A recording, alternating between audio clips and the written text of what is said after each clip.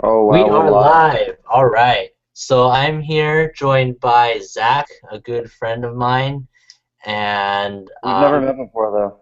huh? We've never met in person before though. We've never met in person before, but we've interacted quite a bit. A little, He maybe a thinks little we'd be too friends if we much. met in person. He thinks that. Well, one day, soon You know enough. what you do when you assume, Daniel. Huh? You Oh, know what you do when you you make assume. an ass out of you and me. Well, you said it yourself. I didn't say it. You said All right. So for those people who don't know Zach, why don't you give a quick like 2 to 3 sentence introduction of who you are and what you do? Sure. So I like to go on Twitter and pretend that I know stuff, and then connect with people like Daniel and make Daniel think that, there's a purpose behind actually building a relationship with me, and then we pretend to do awesome stuff. Kind of like when you're in like pre-K and you like to like build sandcastles and think that, oh, I'm the king of the world, I'm the king of the castle, like Borat would say. Well, well, that's what we do, except we use social media. But anyway, I guess I'm supposed to be serious, right? Um, I mean, I uh, remember those days in elementary school where you make sandcastles, you knock them down like you're the biggest thing in the world. yeah, boom, Yeah. boom. Um, but on that note, I what I'd like to think I really do, other than that, is I am a student at the University of Maryland, College Park.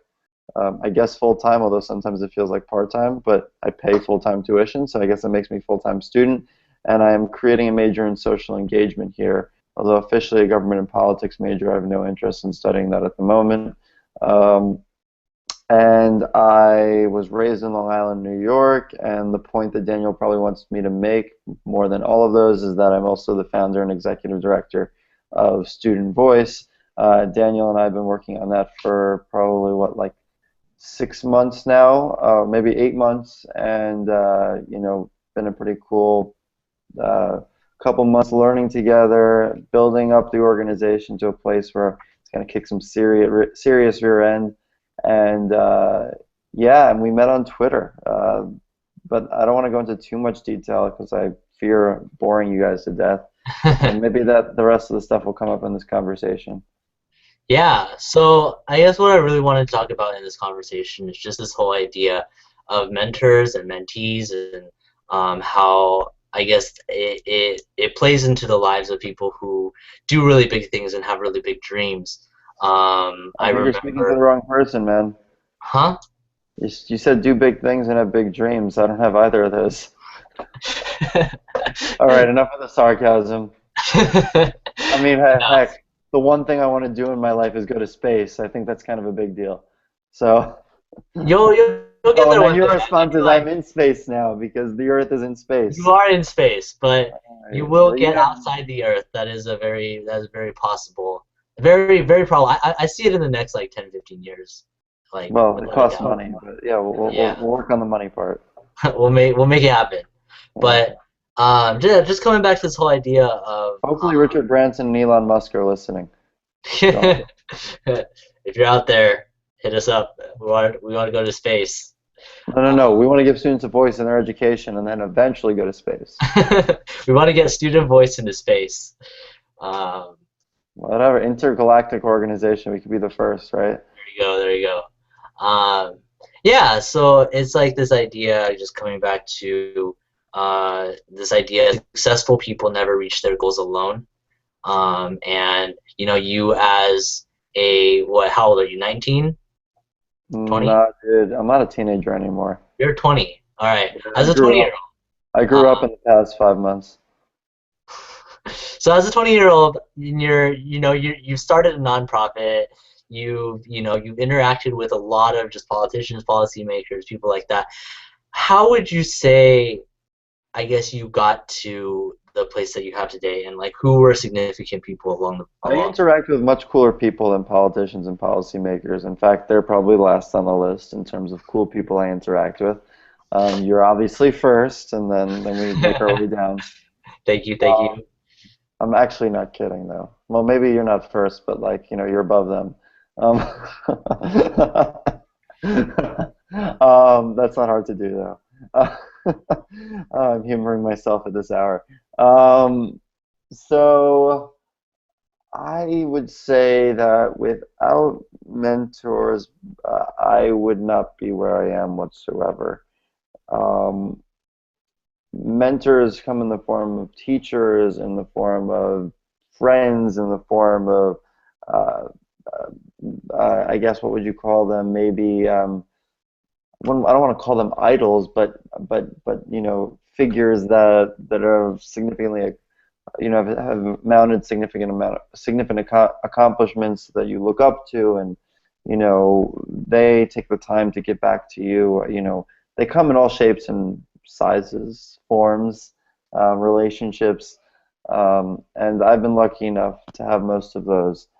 I mean, there was a time in middle school where I was the quiet kid. I know this is like the typical cliche story, but I was the quiet kid, got decent grades, didn't go out much, didn't have much of a social life, didn't really believe much in himself, wouldn't even ask some of his closest friends to hang out, would only wait for his friends to ask him. And so I guess at the time you would think I was an introvert. And I know it's kind of laughable to most people who know me today. But there was a teacher who I had approached. Actually, let me take a step back. There were students who had this idea of running a community service project in the school around generating awareness for the genocide, specifically the genocide that was then taking place in Darfur, Sudan. And I I I listened to them. I actually overheard them, and I went up to a teacher with them. I kind of followed them, and I said, "Well, hey, I really want to do this." And around that time, I felt like I was meant to do something big. I just felt it, or I was motivated, driven. I don't know what it was. And these kids came up with this idea, and they were passionate. They dedicated themselves a bit to it. But for me, it was like, all right, we're going to kick butt over these last 2 weeks of school, and then we're going to make this a huge deal. Like students against the genocide in Darfur, creating genocide awareness campaigns and all of that throughout the country. I was like, all right, I'm going to get Matt Damon, George Clooney, Don Cheadle all involved in this because they were very involved in this stuff. And but really, at the end of the day, what I learned was that when we were able to raise a couple $1,000s and educate the entire school population, and how do I know we educated them? Well, we had over 95% of the students and faculty wearing green the last day of school to say that they learned something, that they were going to take a stand against genocide. They believed in that statement, never again. We were able to accomplish that, and that alone made me realize that I could make an impact, but I also came to realize soon thereafter that not every nonprofit, not every advocacy effort really is meant to be scaled, or I should say, not maybe not necessarily to be scaled, but to last forever. When you made your impact, sometimes you don't need to make, can try to find ways to make more of an impact. I'm sure I could have done that with that project, but at the end of the day, having gone from middle school to high school, the transition was difficult. The atmospheres, the environment I was working in was different. And I got more involved in my high school and became class president, student body president. Don't want to bore you with my entire story, but that time period, 8th to ninth grade, was a really transformative period for me because when I walked into the doors of that school in ninth grade, I didn't know that there was going to be a class president. I didn't even know that that was something that was an opportunity that existed for me. And I'm sitting in the gym, probably one of the first days of school, and I hear about all these kids who want to run for class president. And then I said, wait, that's possible? And they were like, yeah, yeah, yeah, yeah. And then all of a sudden, everyone looked at me and they said, oh my gosh, Zach, you need to run for president. And I was like, what, me? What? And I didn't campaign. I didn't tell anyone really much until I all of a sudden signed up and said, Zach's running for president. And didn't think I had much of a chance, but I don't know what it was that got into me. Um, that teacher though, I lost focus of the teacher in this whole conversation, was the Yeah. one who opened that door and made me believe that I could do this. He supported me. He helped me take the necessary steps to get to that level. And I've found people like Mr. Bua time and time again through the various endeavors that I've pursued over the past couple of years. And there's zero chance I would be here today, be the person I am, be speaking to you without that. I don't know even where I'd be. I don't know what I'd be doing. Maybe I'd be like on track to become a lawyer. I don't know. Well, Something not yeah. as cool as what I'm doing now. So what kind of thing did I guess your teacher in middle school, Mr. Bua, what did like what were some moments that were just very like impactful and really stuck out to you, if there are any off the top of your mind? I mean, just the time he took after school to help us develop the program, to then make sure that all of the social studies teachers across the school educated their students on this idea of genocide through the developed curriculum that he put together with the support of students. You know, it was so powerful. He devoted so much time towards it, and why would he devote time towards me? I didn't understand. And it wasn't just me, by the way. It was a group of students. But I was the one who was really pushing it forward and spearheading it and making sure that this thing happened and was a big deal, and there was no option other than big deal. There was no other option. It was going to be a big deal in the school, or it was going to be a big deal. Like that's when I gained that mindset. Like there is no other option. If you want to stick to something, you make it a big deal, Yeah, and you make people care about it like you do. And so it just those hours, that time, and I guess with the time, it showed me that he believed in me, and that yeah, dedication, like why me of all students? And I know it wasn't just me, but there were other students, but he did spend a significant amount of time with me, and we've maintained the relationship ever since. That that's just great. that Yeah. that was powerful. Yeah, I mean, I think another thing too is that like mentors and people in general really want to help invest in people who really show drive for themselves and believe in themselves. You know, it's like if this person is excited and passionate about what he's doing, I want to help him, even accelerate Yeah, that even further. You know, yeah, and you can probably testify to that, like even with the mentors you have now, in college and where you're at now, like the yeah. people that you can reach out to and the network that you have now is definitely much greater than what you had in middle school, Oh and yeah. just very significant and crucial to where you're at now. Do you want to kind of give a word to thoughts on that? On on what exactly? What aspect?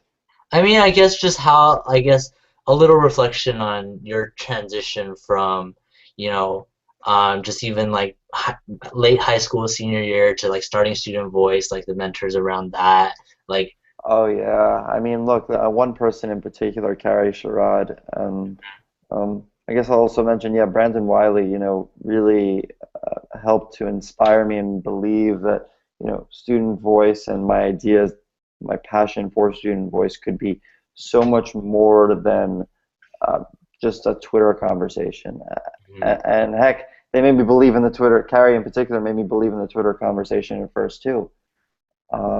I didn't believe that it had much legs without, the support of others, and she leveraged her resources to really support me, devoted time towards our efforts with Student Voice, and with that, what I've noticed too is when you have mentors like Carrie, like Mr. Bua, like Brandon Wiley, mm-hmm, what that does is also it helps to instill the belief that others have in you. So while they believe in you, that also kind of transitions to those who you surround yourself with.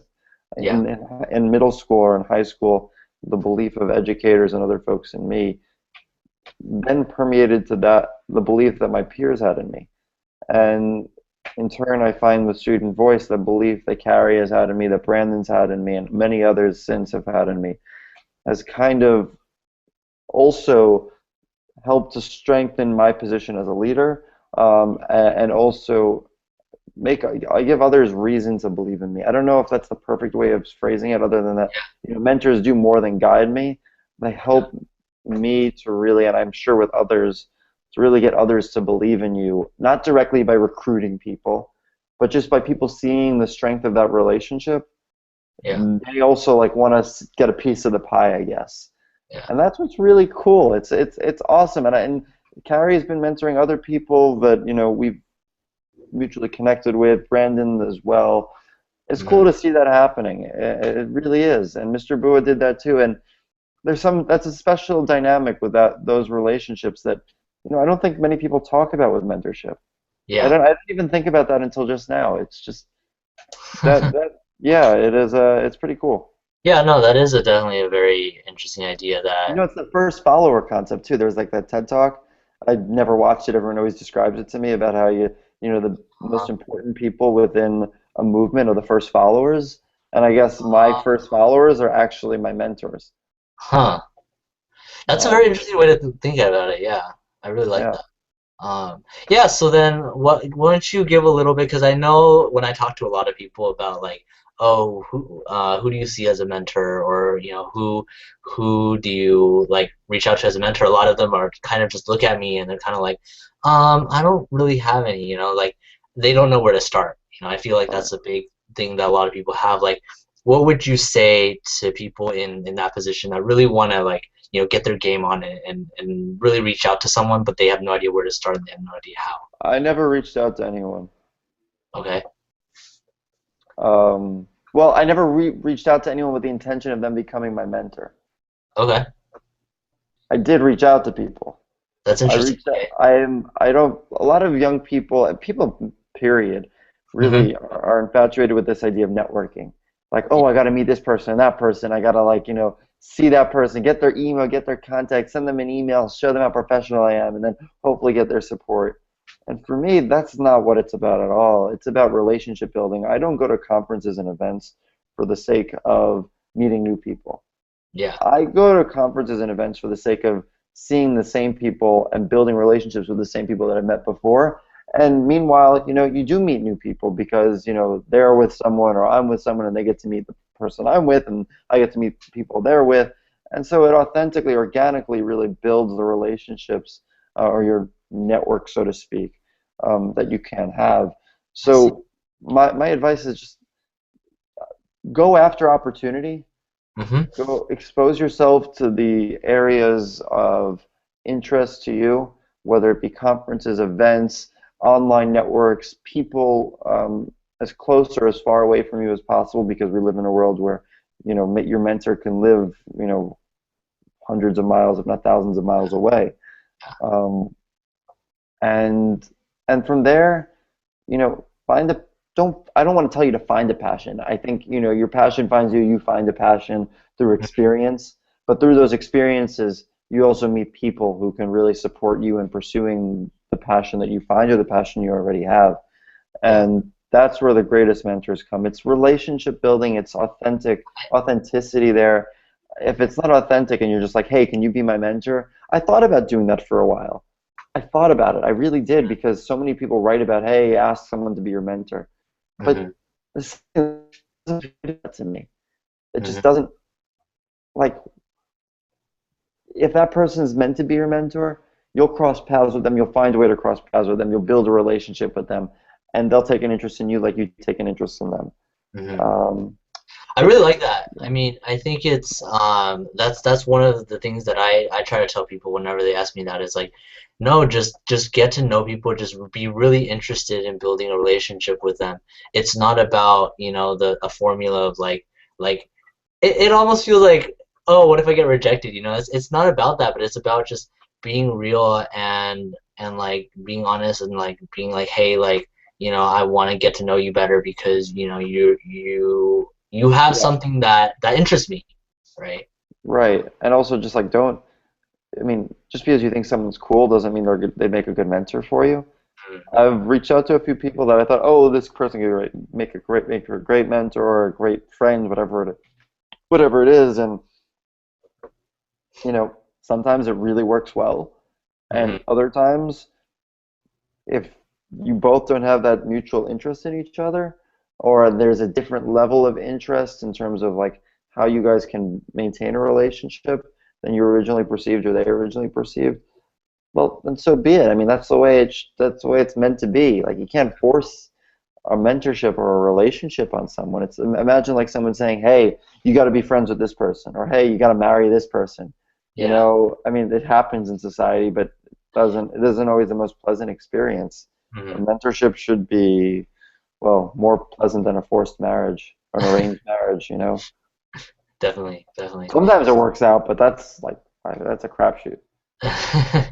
Yeah. So then, I guess going in a little, diving a little deeper into the way that you approach your mentors and the relationship that you build with them. Like, what does that look like for you personally? Like, Each one's unique. uh-huh.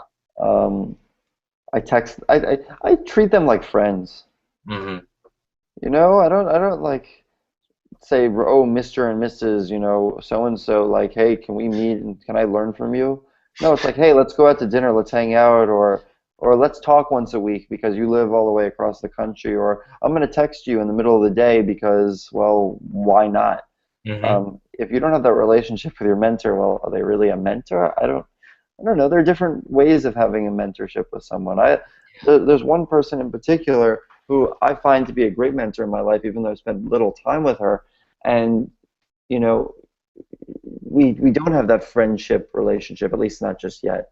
But we have that mutual respect for each other, and we support each other in our shared endeavors, or our respective endeavors. And that's a different kind of mentorship that I experience that I'm having. Hmm. But it's not like I chased after it. It happened, Yeah. and I worked for it. You got to earn that too. You don't just like get a mentorship because you're so and so. Like you got to earn the right relationships. Yeah. You don't Okay. just get lucky, or I mean, I guess luck comes with work, hard work, and Hmm. yeah, that's another point I'd make. Just earn your mentorships. Like if one day you want to meet someone and you do meet them and you don't feel like it's worked out, well, heck, that doesn't mean it won't work out one day, but earn it. Yeah. I Like, earned their mentorship from my teacher, Mr. Boo. I earned that, I think, from Carrie and Brandon. I earned it from a few other people thereafter, and I don't have one mentor. Also, that's another thing to point yeah, out. I have I agree. mentors for different areas, different experiences I'm having. Sometimes multiple for one area because the diversity of perspective is important. But I definitely would highlight select people as those who I find are very dedicated to me, and I too am very dedicated to that relationship as well. Hmm. Great thoughts. Great thoughts. Well, I'm gonna be respectful of your time because I know it's past your bedtime over there on the East Coast. Dude, it's 10:15. You're gonna make me look like a little baby right now, but I'll Zach, wake up when you go to sleep. So, this is true. This is true. I mean, I still got well, a actually, whole half a day ahead of me. So, yeah. So I guess just one last thing. It is Teacher Appreciation Week, and so I think this fits along very well with this whole idea of mentorship and what teachers have, sacrificed and how they invested into us, teachers, mentors, and so, yeah. I think it'd just be cool for us to just give a quick shout out and like thank you to our mentors for the people that have been there with us, and I know that's pretty much what you've been doing all week. um, yeah, so I think everyone has the right to a great teacher and a great mentor. I definitely agree on Um, Hard to scale that, but it's so important and valuable in one's life. that. Really is. I mean, like, I no words. It's that important. And it's hard to gauge too. It's very hard to quantify. It's really not about, like a certain formula for getting a mentor to talk to you or anything like that. Just Just care like about that the in a form relationship. for a friendship. Care, Yeah, care, and work hard for it. exactly. That's the way it's got to be. That's the way it should be. Otherwise, uh, you figure it out on your own, man. You Yeah. figure it out on your own. I mean, each person has their own experience, and that's what it's all about. But yeah, really, shout out to the teachers and mentors who help guide young people. And heck, doesn't just have to be young people. We need these kinds of folks in our lives. Period. Yep. It's a sense of support, comfort, security, and mutual benefit there too. If you're being mentored, find someone to mentor yourself. Exactly. Exactly. Cool. Well, that's I guess that I'll keep it at that for today. So thanks for joining us, Zach. And yeah, I mean, if you, what's your Twitter handle for those that want to follow you? Zach At Mal. ZAKMAL.